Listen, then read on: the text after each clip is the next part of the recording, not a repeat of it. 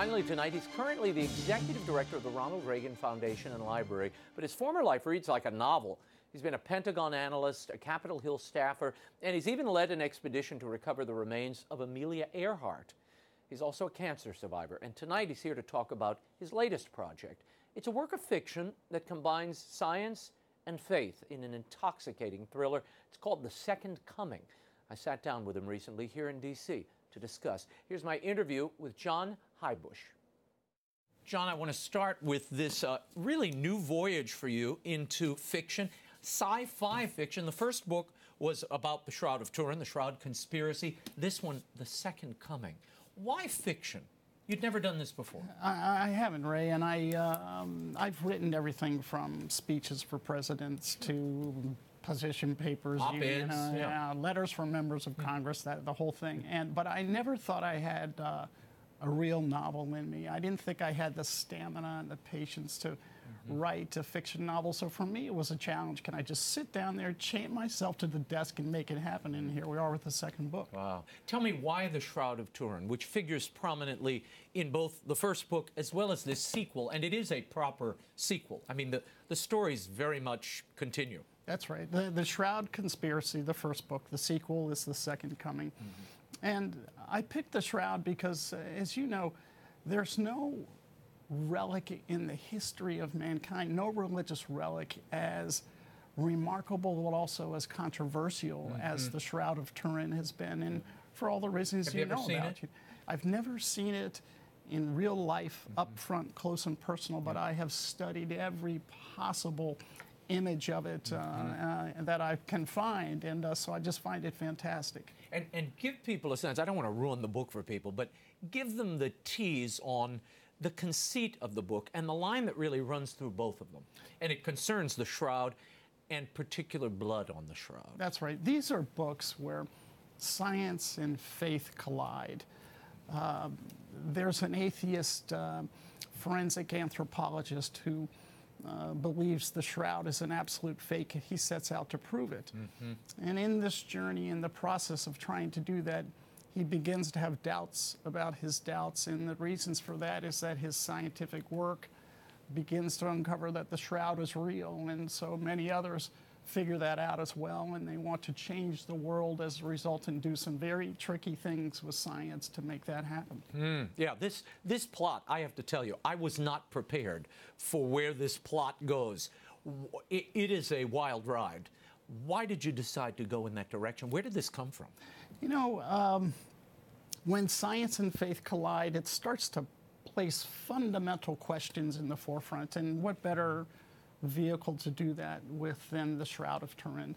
Half of the world believes it's a fake. The other half, if you're a Christian, if you're Catholic, you absolutely revere the Shroud as the burial cloth of Jesus Christ. And what I tried to do was make a book that was about a search for faith, a search for meaning, but to do it in a very modern sense where we use science and DNA and droplets of molecules of DNA taken from the burial cloth of Christ. And I created probably one of the world's biggest what-ifs.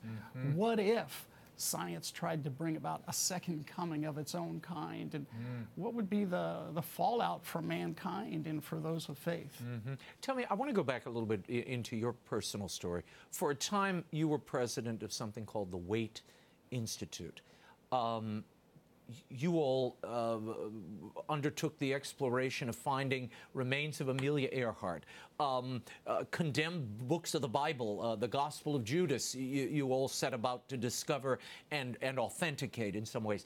How did those adventures, if you will, prepare you for this? So in real life, I used to find myself involved in fantastical adventures like that. The discovery of the lost Gospel of Judas, like you say, the apocryphal book. On the search to find Amelia Earhart's airplane, I found myself at sea for 2 months. And while it sounds exciting to search for that plane, I can promise you on a daily basis, when you're using deep sea technology to try to essentially scan the ocean floor, you have a lot of time on your hands. And I spent that time thinking about a plot to write this eventual novel. And it all stems back to when I had that time on my hands. I thought about my life as a 17-year-old, where I saw for the very first time the image on the Shroud of Turin, the image of Jesus Christ. On a video? On a video. When I was a senior in high school in my religion class, I was treated to watching about an hour-long length documentary on the Shroud, and I remember seeing on the Shroud this image, this face of Jesus Christ for the very first time. And you know, as I found myself as a teenager, as many would, I often doubted things, and I was kind of a doubting Thomas. I wanted to see it, and here it was for the first time actually seeing evidence of what was likely the face of Jesus Christ. And it just struck me as a moment in time I'll never forget, and therefore it served as the genesis for what eventually became these two novels.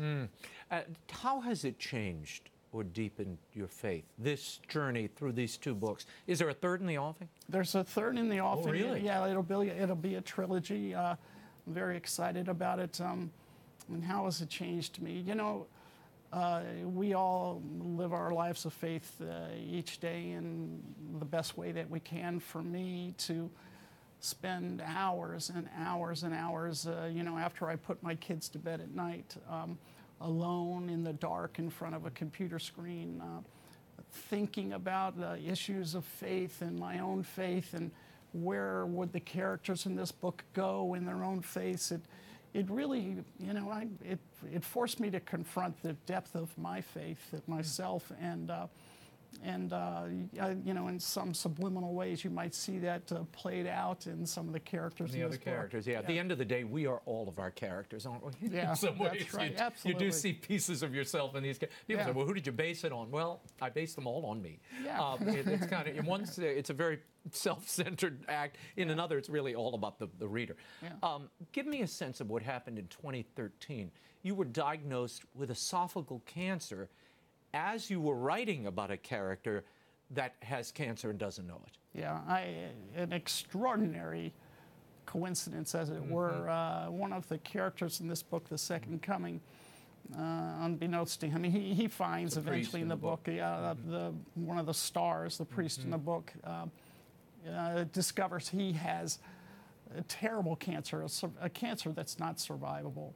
And to try to find what kind of cancer to give to this character, I did a very in-depth research on, you know, what are the 5 worst cancers one might be plagued with.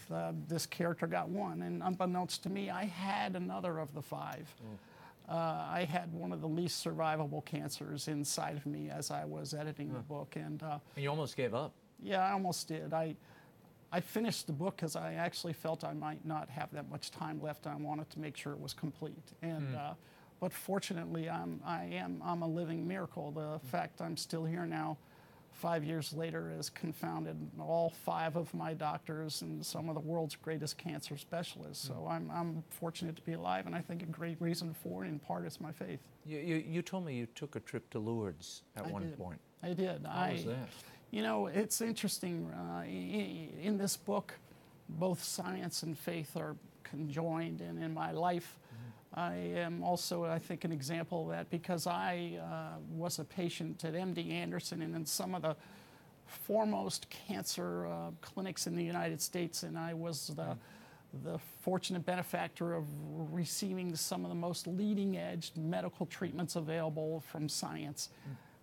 Combined with that, I also wanted to put my faith to work as well, and I made a trip to Lourdes, and I went from toe to head into the miraculous waters at Lourdes, and from that visit forward a year and a half ago, combined, I think, with the medical treatments I received, I've discovered to be cancer-free. So I really do sit as a miracle here today. Yeah, and the book considers the brush and intersection of the miraculous, the inexplicable, and science trying to grapple and even control what is inexplicable, and then what happens as a result. I mean, it does grapple with all of those things, but, you know, we should say, you said earlier, this is a kind of sci-fi fantasy thriller, and you know, and it's framed in that way as well. It's not, you know, it's not an exegesis on the Shroud of Turin, though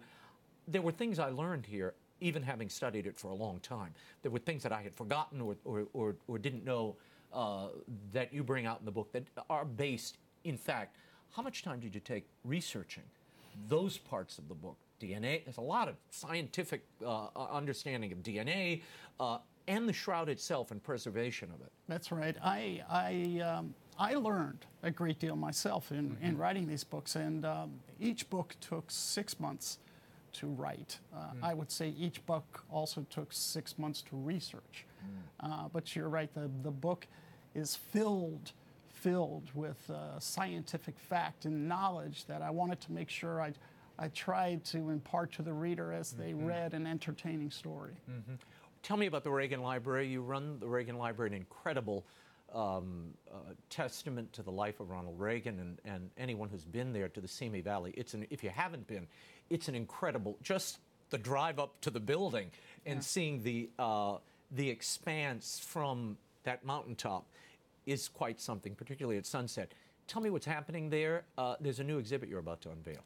It's, as you say, it's an incredibly inspiring place to work, and so, but to keep it that way, we feel that we've got to do our level best to continually impart new technologies and new wisdom into the libraries in order for the exhibits on President Reagan to be just magnificent. We want them top shelf all the time. And so one of the things we're presently working on, we're getting ready to unveil, is a hologram of President Reagan in a scientific way, using lots of lights and lasers and mirrors.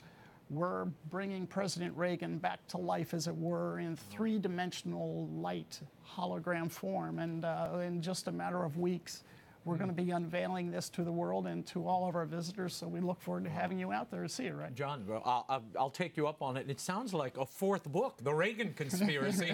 You bring the president back to life and run him again. This could happen, John. Great to see you. John, thank you so much. The book, The Second Coming, by John Heubuschch. Well worth your time and a fascinating, fun read. Thank you, John. Thank you.